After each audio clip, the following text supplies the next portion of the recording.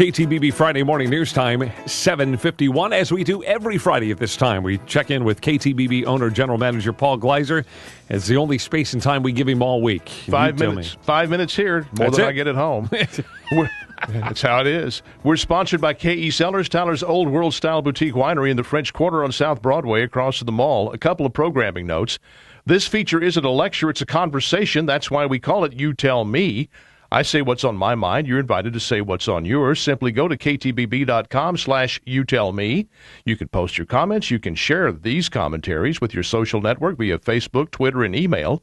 You can share via the embedded YouTube video. This is an interactive feature. And the more you interact, the better the conversation.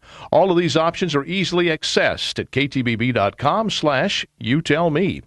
A Reuters-Ipsos poll just released reveals that an overwhelming 67% of Americans believe that President Obama hasn't devoted enough of his time to creating jobs.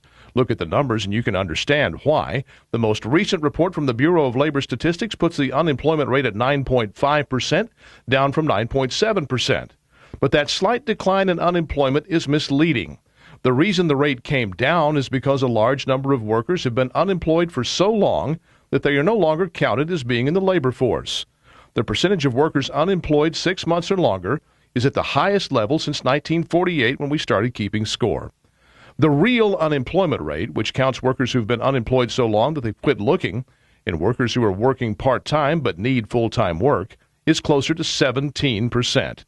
1 of every 2 households in the U.S. is said to be employment sensitive, meaning that the household is either living with an unemployed worker in the house or has reason to fear that unemployment is imminent. Thus, when asked by pollsters, 2 out of 3 respondents say that President Obama isn't devoting enough of his energy to creating jobs. But I think the poll is wrong. President Obama's failure arises not from doing too little, but from doing too much. It is Obama's over-intervention in the economy that lies at the root of much of the problem. Don't push a huge health care mandate on employers, Mr. President, and business owners won't be frightened of the future costs attendant to having employees, and therefore might be less reticent to hire some.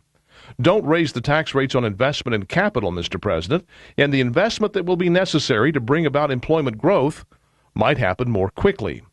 Promise to get out of the auto and banking businesses as quickly as possible and vow never to go into private business again. And above all, stop borrowing and spending money, Mr. President. You're scaring us all to death. An amazingly concise 288 words in Article 2 of the U.S. Constitution sets forth the powers and duties of the President. He's the Commander-in-Chief of the Armed Forces. He appoints ambassadors and judges. He negotiates treaties. He grants pardons. He convenes the Congress if he feels it necessary. He approves or disapproves legislation. But he doesn't manage the economy. It's not that the President hasn't done enough to create jobs. The problem is that so many people believe that the President has any such power in the first place. Widespread belief that the government is what drives America instead of the other way around is why we find ourselves drowning in debt while unable to find work for people who are willing to work. The poll is wrong. President Obama hasn't done too little. He has done too much. That's my word. What's yours? Go to ktbb.com/youtellme, and you tell me. Now that it's over, I'm going to confess to having had an affair. Yeah, my wife knows. For about 2 years, I had a relationship with the Keepersall Estates 2006 Cabernet Sauvignon, but alas, the affair has ended. I said goodbye forever to that lovely wine when I poured the last glass from the last bottle in the store. I will remember the affair fondly. But I'm in the midst of a new exciting romance. This time her name is Shiraz, Keepersall Estates 2007 Shiraz to be precise. She's a bold, flavorful red that socializes well, or keeps one company in the quiet of an evening alone. The Shiraz grape is the most popular wine grape in Australia, and the Keepersall Estates Shiraz is particularly good with food cooked out on the grill. You can be a part of this romance yourself. Visit K.E. Cellars today after work and ask to try the Keepersall Estates 2007 Shiraz. You can do that because K.E. Cellars is a working winery with a tasting room. Try any wine in the collection before you buy it. You simply cannot make a mistake.